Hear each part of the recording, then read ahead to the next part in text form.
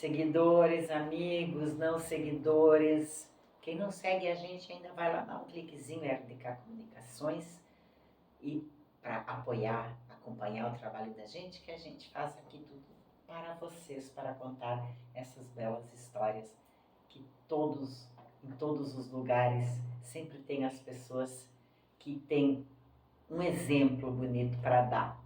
Eu vou dizer para o Rodrigo agora que ele conte depois do Lajadense, porque a gente sabe que tem muita criança que se inspira, que está tentando seguir. Hoje, mais do que nunca, a gente sempre faz uma comparação, né, Rodrigo, que, por exemplo, não na tua época já era um pouquinho melhor, mas, por exemplo, na época do meu, do teu pai, ser jogador de futebol não era muito bem quisto. Eu sempre faço questão de destacar aqui que meu pai era um goleiro muito bom. Eu não cheguei a ver a jogar, porque depois ele parou, mas... E eles vieram, um grupo de fora veio buscar ele, para ele seguir a carreira profissional. Meu avô não deixou, não, vai ficar em casa, trabalhando no deck civil e jogar bola. E hoje em dia é bem ao contrário. Então, conte a tua trajetória, conte o que precisa ter, foram as tuas dificuldades para essa criançada toda aí que sonha com essa vida que hoje é de muito glamour, nem para todos, né? Mas tem muito glamour no futebol agora, né? Eu acho que fala para as crianças e para os pais, né? Primeiro, também, todo mundo. Entender que a vida, ela não é só de vitórias. Como eu acabei de contar aqui na última parte, é que as experiências, muitas vezes, só positivas, tu não aprende muito. Se você só ganhar, você não aprende um outro sentimento. Agora, não estou dizendo isso que você tem que perder o tempo todo, mas... Que ganhar é bom. Quanto mais você ganhar, melhor. Agora, tem que aprender a perder também. Vou contar um relato, Helena, que eu vi agora recentemente na internet. A filha do Neymar estava com ele num jogo. E aí alguém, sei lá o que aconteceu com uma bola, pegou na pequena do Neymar. Depois ele fez um vídeo dizendo assim, a Mavi, que é a filha dele, eu vou te vingar. E era o segurança do clube. E o segurança olhou para ele e deu uma grande lição de moral, só que assim, todo mundo levou na brincadeira, mas eu vou trazer essa história nesse contexto para que vocês entendam. Ele falou assim, mas Neymar, eu já pedi perdão. E aí fez o segurança passar no meio de todos os jogadores batendo nele assim, indo e voltando. Ou seja, o segurança, uma pessoa, um mortal, deu o exemplo. Só me perdoa, eu já pedi perdão, eu não fiz de propósito. E o rei e o ídolo dizendo assim, tem que se vingar. Uma coisa totalmente desnecessária e nociva. Então o que eu quero, onde é que eu quero chegar? É o tipo de exemplo para não seguir. Não sigam esses exemplos, não sigam esses exemplos. Porque hoje, vocês têm que entender o seguinte, hoje, mais do que nunca, o jogador de futebol, ele precisa ter técnica, tática, precisa ter físico, mas ele precisa ter o mental. E o mental, hoje, ele está atrelado não só ao profissional. Já começa com 14, 15, 16 anos, tanto que eu recentemente fui contratado para treinar 3 jogadores que estão no sub-17 de uma grande equipe aqui do estado. Treinar fora de campo. Treinamento, fora de campo. comportamento, como lidar com as coisas boas e as coisas ruins. E aí, entrando um pouquinho na área que eu trabalho, Helena, eu sempre digo o seguinte, as emoções básicas, tá? Alegria é bom você ter, mas cuidado com o excesso, porque vira euforia. E quando vira euforia, eu tenho uma história para te contar, não sei o que. Tu conta para todo mundo, quando tu vê, não sai do papel, ou enfim, ou pessoas vão lá e fazem as tuas ideias. E também, numa dose muito reduzida, não é legal. É bom você mostrar que é alegre. Como também a tristeza, que é uma emoção básica, é importante você ter ela num nível normal, equilibrado, porque de menos te leva para uma doença. E o excesso de tristeza, de menos é ruim, porque daí não mostra que tem sentimento, e o excesso de tristeza traz uma doença. E aí vem a raiva, aí vem o medo, enfim. São outras emoções básicas. E por que a gente fala isso? Porque a pessoa que vai jogar futebol, ela tem que entender que ela vai ser julgada. O tempo inteiro. O tempo inteiro. Ela está ali...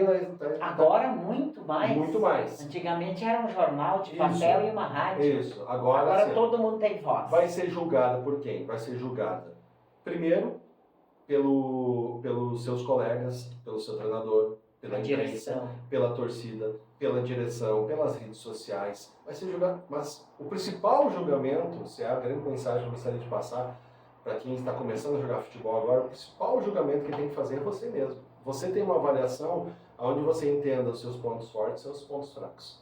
E aí você entendendo isso, ó, o que eu preciso melhorar?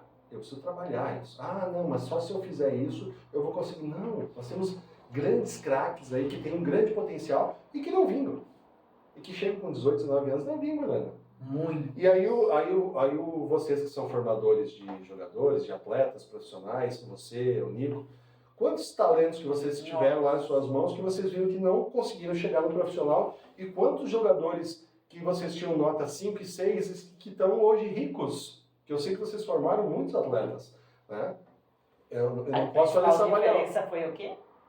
Mental. Atitude. Atitude. O mental é não desistir na primeira derrota. Entender que o fracasso ele te traz. Não existe fracasso, existem respostas.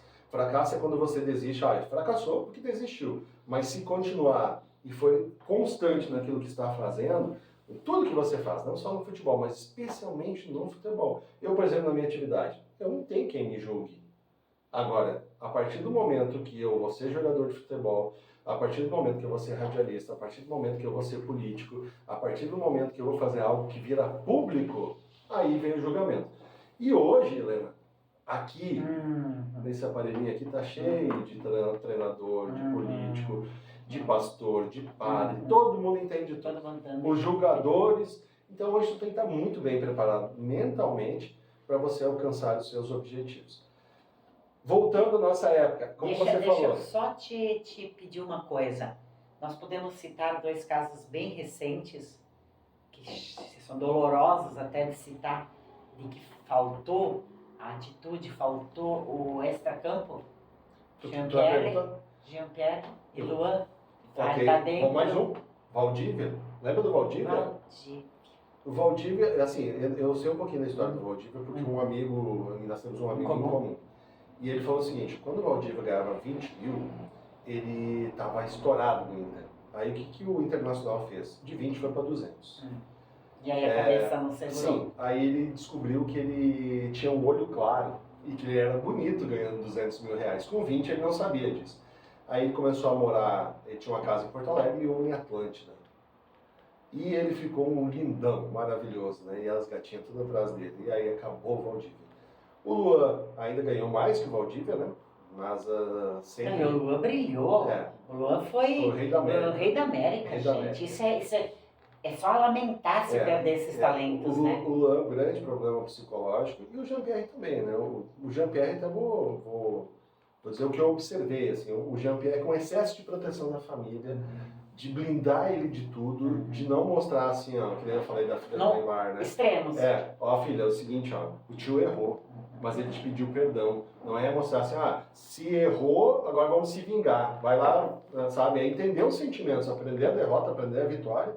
Então são grandes casos aí que a gente sabe que poderiam, que ganharam muito dinheiro, é bem verdade, mas que poderiam hoje estar na seleção brasileira.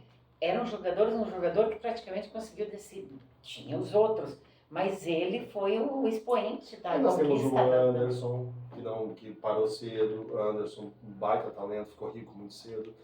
Nós temos um cara que também jogou muita bola, mas parou muito cedo, que eu esperava mais tempo dele, que era o Pato, lembra? O Pato começou, jogou, daí descobriu também, né, que era bonita. Que era bonita, aí casou com a filha do Berlusconi, primeiro-ministro da Itália. Aí veio pra cá, casou com a filha do Silvio Santos. Que sorte ele não era bonito, pelo menos ele casou bem. Casou bem, né, né? Rodrigo? Ele casou bem, né? Vamos voltar agora para realidade nossa aqui do Rodrigo. Nesses anos de carreira, o que tu fizeste, quais os clubes e qual é que foram os teus auges, assim, aqueles momentos que te fazem lembrar e diz, valeu a pena. Porque sempre vale, né? Sim, sempre vale. Eu tive uma passagem pelo Figueirense em 1997, eu cheguei lá, joguei algumas partidas na categoria júnior, joguei na Série C do Campeonato Brasileiro pelo profissional.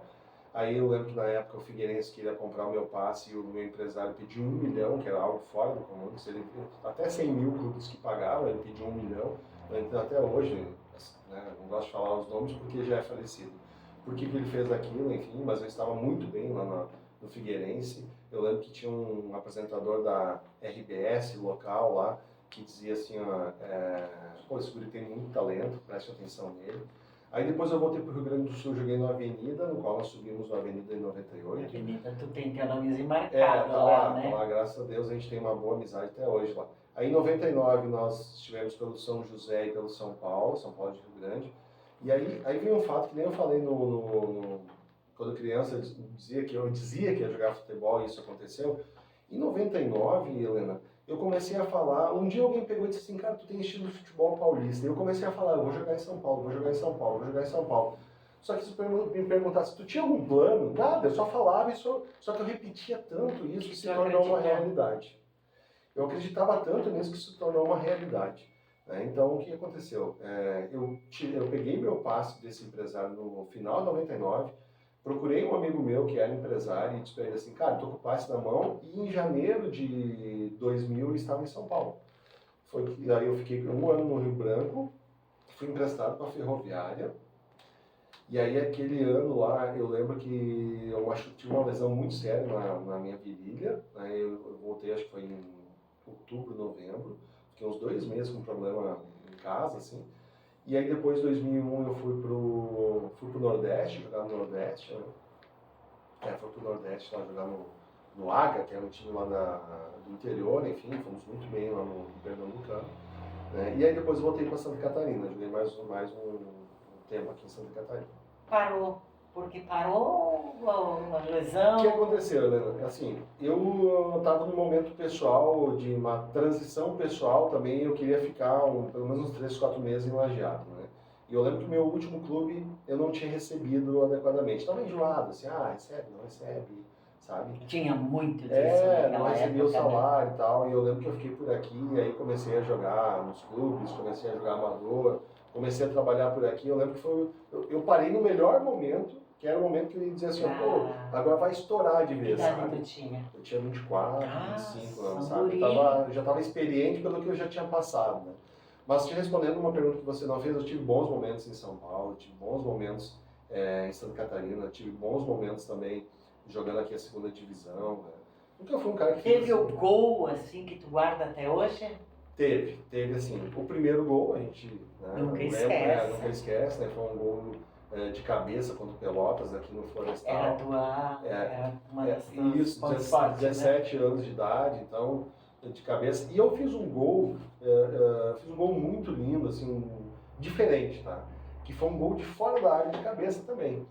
O cara cruzou a bola antes do meio campo, lançou uma bola assim, e eu não precisei subir, eu dei um testaço na gaveta, foi um gol lindíssimo. Eu lembro que eu tinha a fita desse gol, que circulou o estado todo de São Paulo lá na época, dizendo assim, olha o gol que o jogador tal fez, né? Foram 2 gols que eu me lembro bastante. Essa fita eu entreguei para uma pessoa maravilhosa que levou para a Europa.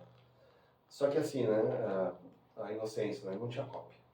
Então, tentei um amigo meu lá de Presidente Prudente, São Paulo, que tem esse material, ele disse que ia buscar, enfim, até tem que chamar ele. Porque foi um jogo que nós ganhamos 2-0, ele fez um gol, eu fiz outro. Não. Mas eu, enfim, né, teria que voltar lá nos arquivos, lá em São Paulo, para buscar isso, né? Não tem mais isso. Né? Com esse momento bonito aqui, de gols marcantes, nós encerramos o segundo tempo do bate-papo com o Rodrigo Conte, que está aqui contando sua trajetória de bons exemplos aí. Cascata Supermercado, Black Sistema de Segurança, obrigado por estarem ao nosso lado, a gente já volta.